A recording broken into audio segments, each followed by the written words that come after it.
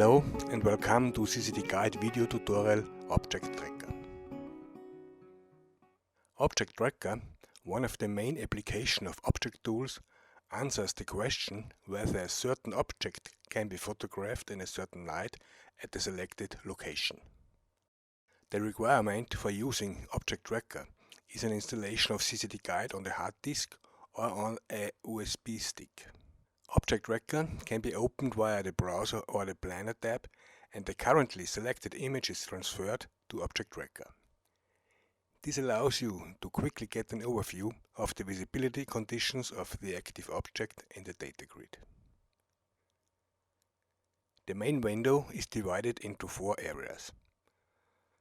The graphics area is located at the top. For a selected night, twilight, the altitude of the object and of the moon, and an optional horizon line are displayed here. Red triangles indicate the beginning and the end of the object's visibility window. The input area is located at the bottom left. Here you can select a specific object and set the desired location and date. The object visibility area with the heading Object Time Window is located to the right of the input area. Constraints of the visibility window, such as object altitude, moon distance and illumination, sun altitude or horizon consideration, can be set here. The info area displays various detailed information in a scrollable list. The first step for using ObjectTracker is to enter the desired location. Any number of locations can be created so that all users who like to make astro journeys or have access to remote observatories can quickly switch between different locations. Let us enter a new location. At first, click on the Edit button and the Locations window will open. Click on the Add button and a new line is inserted. In this new line you enter a meaningful name for the new location, the coordinates and so on. Pay attention to choose the correct time zone.